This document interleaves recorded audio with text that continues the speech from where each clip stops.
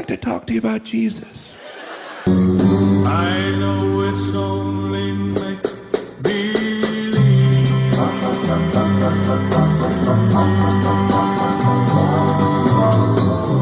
In academia, it's a fringe position. It's a crazy, barely worth noting, small group of people ignoring a huge amount of evidence. But in the general public, it's a different thing. The idea that Jesus never existed is a bit too common. So today, I want to clear that up. The first complaint we normally hear is that nothing was written about Jesus while he was alive. But should that really surprise anybody?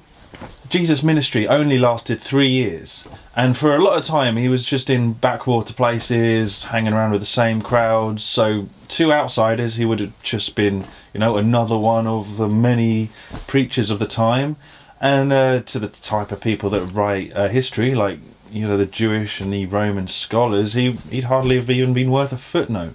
It was only after his execution that the thing really took off, and that people really started to notice him, so that's when people would have started writing about him. And that's what happened. Over the course of the next few decades, there was 4 biographies, plus a whole bunch of letters that were all about him and explaining what was going on in those biographies. And these were all written by his closest followers. And the entire New Testament was done within 70 years of his death, and that's even by the estimates of the most sceptical historians.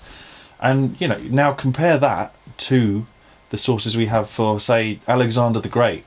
Our best source for him is a biography that was written over or around 300 years after he died. But nobody questions whether he existed. I mean, there might be questions about the specific details, maybe there's some embellishments in the narratives, and that's fine. It could be the same with the Gospels. But, when you're looking for a core of truth of what actually happened, that's what we have to work with. And historians generally see it as, for that purpose, as reliable, at least to some extent. Or, you could compare it to Julius Caesar. Would anyone say Caesar didn't exist? With Caesar, we have an account written by him about the Gallic Wars, but what we have are manuscripts that are dated to almost a millennia later, about 900 years after the events happened. That's 9 centuries worth of copyist errors and forgers to insert things in, and change whatever. He was also written about by 2 contemporaries. You had Cicero and Sallust, but again, the manuscripts we have for those are no earlier than about 500 years after Caesar. The Roman historians Suetonius and Plutarch, they wrote about Caesar about a century after he lived. Again, the manuscripts are about 9th century onwards. It's really late. And the point I'm making here, it's not that because of this we should think Caesar didn't exist. That would be crazy. I'm just saying that if you want to do your history consistently and we use the sources that we have, then if you think Caesar is real, then you should probably think Jesus is real too. And if you don't, then you should be skeptical of pretty much all of history.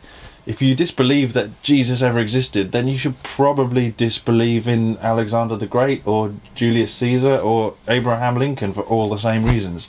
And that's mad. The evidence is so powerful that to ignore it means you just have to say we can't know pretty much anything about history at all. And that kind of reasoning is what we call intellectual suicide. Even if you use the most skeptical dates for the historical sources, they're still at least as good as what we've got for Julius Caesar. And considering that one of these guys was just the son of a carpenter living in the poor area of a little village in Judea, and the other one was the emperor of the world, that's kind of saying something. I'll say it again, just to be clear. This doesn't mean that everything these sources say is definitely true and 100% accurate, but if you do history, then you can find a core of truth, and that's what we can at least hold on to as factual. So keeping that in mind, what do we know about Jesus? Let's take a look at some of these historical records. No? No, don't like that one. Okay, sorry. Okay, our first go-to is obviously the New Testament. That's 4 biographies and a bunch of letters that explain stuff in detail. So that's 27 books altogether, compiled into one collection, written by a number of authors. Well, a lot of people would just like to discount the New Testament altogether as a source because it's the Bible, and so that means it's Christian, and that means it's biased towards the agenda. But, you know, the fact is, all of these authors were previously Jews who converted, and what they've written down is the reasons and the evidence for why they converted, so it's trying to tell you why you should convert too. You know, it's why they left behind their traditional faith and became followers of a brand new one. This isn't a group of people setting out guidelines for something they think other people should be doing. It's something they're passing on what they've been given and what they've seen with their own eyes. Within those books there are loads of events and details that are multiply attested and corroborated between them, and they give us a lot of confidence that they actually happened. But I'm not actually going to focus on those too much, or even at all. Even though there's no reason whatsoever to ignore the New Testament as good historical evidence, there are still people out there who can't get past the bias thing, and they're just not going to give it a chance. So I'm going to look at this from a non-biblical angle. In fact, I'm going to go so far as to not even look at it from a Christian angle. I'm going to ignore all the church fathers like Polycarp and Papias and Ignatius and so on, who are all doing their thing in like the early 2nd century after studying under the likes of John the Apostle himself. But what I will do, however, is just throw out a few things, like a summary of the kind of things the outline of the story that we get from those. Okay, so these things, I think we can all agree, this is what the Bible says is the basic story of Jesus. So let's see if the non-biblical, non-Christian history matches up to it. So let's start with the Roman historian, Senator Cornelius Tacitus, who lived from about 56 to 120 AD. He wrote a collection of 16 books covering Roman history from between AD 14 and 68, called the Annals, and no, doesn't have anything to do with bums. And so this passage comes from about, he was probably writing it in about 116 AD, and it covers the years between 62 and 65 AD. Here we have confirmation from a historian who has little to no sympathy whatsoever for Christians, that Christ was executed by Pontius Pilate and his followers had certain superstitions. Considering this is written by someone who doesn't much care for Christians, calling their belief a superstition, yeah, it seems like the kind of language you'd expect. Although there's no mention of what these beliefs or superstitions were, you get the picture. It's different to what Romans generally are expected to believe. So in that one passage from a hostile historian, you get confirmation that Jesus died. He must have existed if he died. And on top of that, you get a few extra juicy details which help to corroborate the New Testament. It even says that Christianity had spread to Rome and was gaining popularity. And that's basically all you need to be convinced that Jesus was a real person in history. Case closed, we're all done here. Pack up, let's go. But don't worry, there's more. We have a earlier letter dated to about 73 AD from a Syrian philosopher named Marabar Serapion. This letter, once again, it confirms the execution of Jesus. I mean, who else could be the wise king of the Jews who laid down a new law? One more source there for Jesus' death, and obviously therefore life. And we have another one here from another Roman historian, a Jew named Titus Flavius Josephus, who wrote in his Antiquities of the Jews, book 18, chapter 3, verse 3, around 93 to 94 AD. This here, okay, this one is the doctored version. A lot of people want to throw this passage out because it's been tampered with by Christian editors who got their hands on it because, you know, obviously, why is a Roman Jew calling Jesus the Christ and all that? It doesn't match. So the good historians have used their clever know-how based on Josephus' normal writing style to take out all these interpolations and restore it to how it should have originally been. And then, coincidentally, after they did that, another manuscript was discovered, a 10th century Arabic one, and it kind of showed that the things they'd figured out, well, it was pretty much accurate, but it's not quite the same, so let's have a look at that one. Because we had this Christian edited one, it's best not to use that, so let's use the original Josephus instead. In this version, the Jewish Roman citizen, who was not a Christian at all, he's not calling Jesus anything more than a man, he's not calling him the Messiah, he's just reporting what some other people believe about him. It's nice and neutral and nice and factual. Either way, as long as you cut out all the Christian bias stuff in the text, you still have here a good confirmation that Jesus was executed by Pilate and that he had a lot of followers. In one of his other works, called The Wars of the Jews, Josephus informs us that the Jews would always respect their dead enough to bury them, even if they'd been executed in the most humiliating way, which was crucifixion. Okay, so even though there is some debate about that first passage, the general consensus is that the neutral core of it was original. However, Josephus gives us more in another passage that is generally taken as historically reliable. In Book 20, Chapter 9:1, Josephus describes the execution of James, the brother of Jesus, who was the one who wrote the Epistle of James in the New Testament. Obviously, this passage doesn't tell us a huge amount about Jesus personally, but it gives us the fact that Jesus had a brother, and if Jesus had relatives, then he must have existed. He must have been a real person. So we've just a couple of passages there so far, and we have a few details that begin to confirm the story of Jesus that we find in the Bible. But we're not done yet. Even at this point, it's already a no-brainer that Jesus was a real figure in history, but the picture's going to get stronger from here on in, so let's keep going. Obviously, this stuff here, it's only saying that Jesus, he lived, he died, and had followers. It's not saying everything about him in the Bible is true. It's just like little puzzle pieces that all add up to help build a bigger picture. Okay, now this next passage we're going to look at, it comes a little bit later than some of the others. I haven't actually been able to pin down an exact date on it. I'm not sure if anyone has. But it could be anywhere from the 2nd century up to the 5th. But whenever it was actually penned is a bit less important because it's based on the oral spoken traditions of Jewish people. It's from the Jewish Talmud in its Sanhedrin 43a. This gives us what the Jewish opinion of Jesus was. As in the Jews that didn't become Christians anyway. We've got the execution again and the suggestion that he had some followers. But this also has the nice nugget in there of sorcery. Considering that the Jews who wrote this, they weren't fans of Jesus, it makes sense that they wouldn't use a nice word like miracles.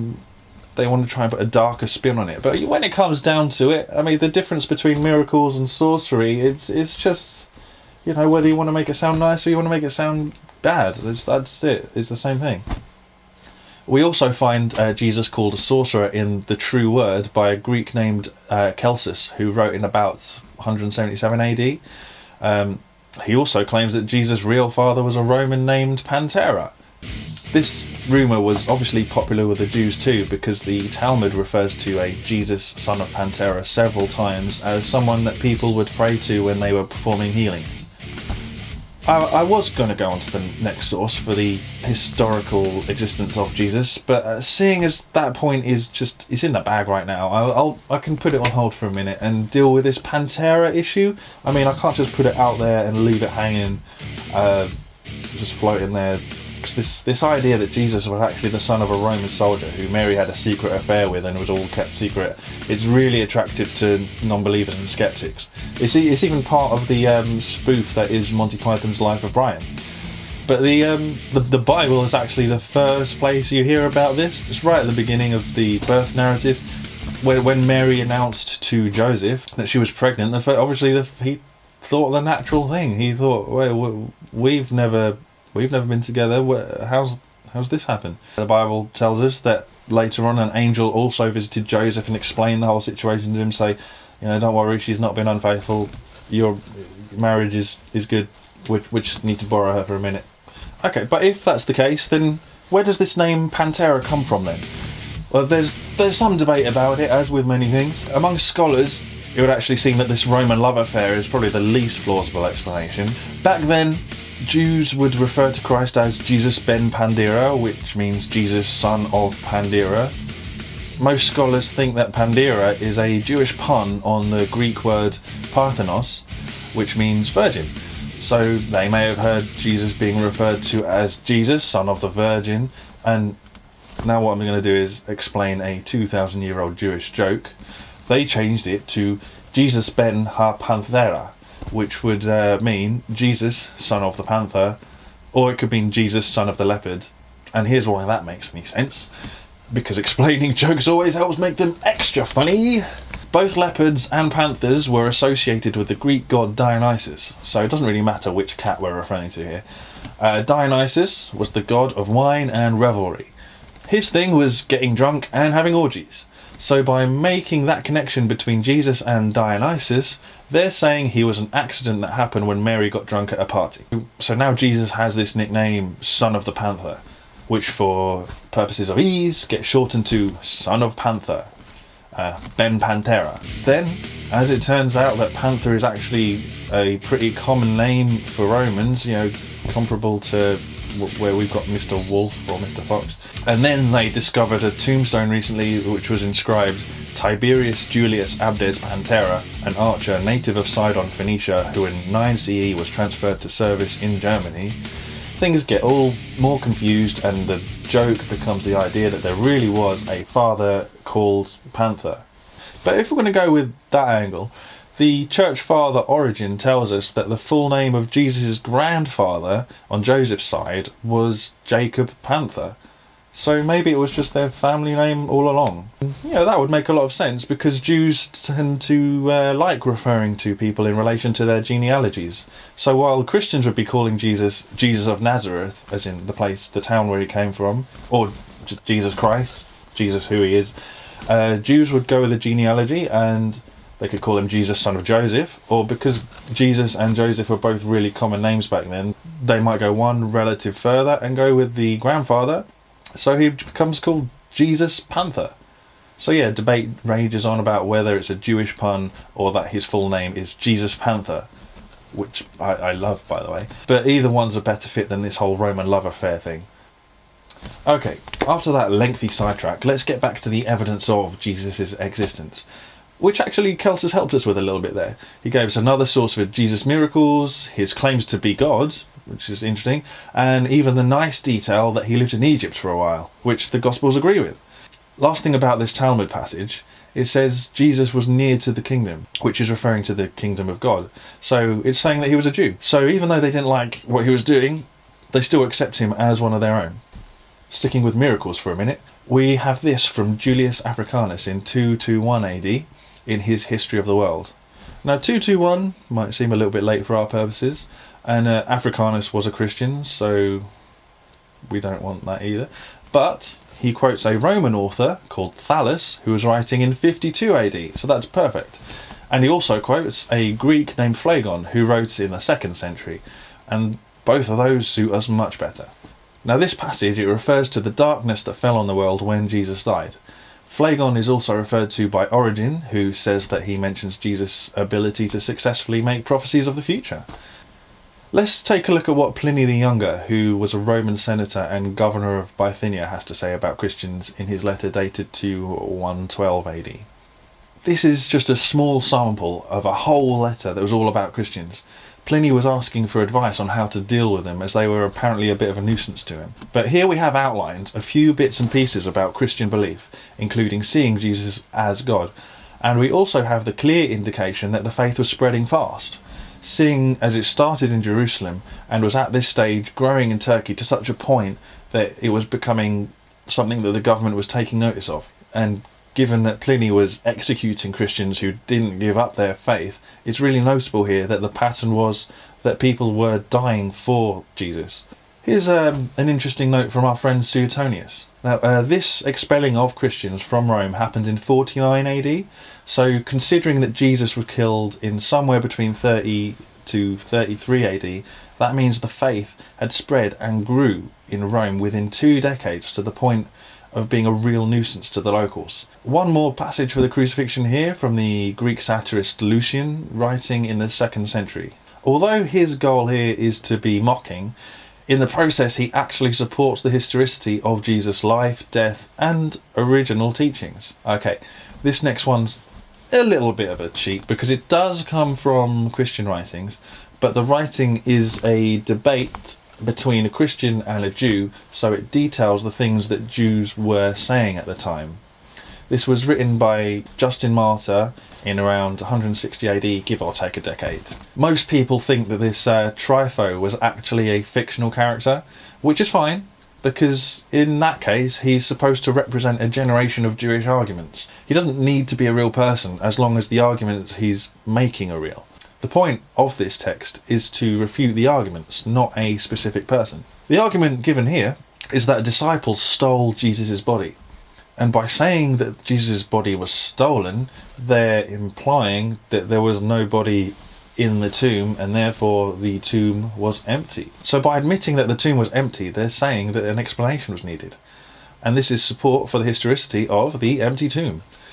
If you don't like that one, here's an even better support for the empty tomb, called the Nazareth inscription. This marble tablet describes a death sentence for anyone caught stealing bodies from tombs, and it's been dated to somewhere around 41 to 50 AD, during the reign of Emperor Claudius. That leads us to believe that this new law was put in place as a reaction to all the fuss around the rumours of Jesus' body being stolen, and then going on to cause all this kind of uprising between a new cult.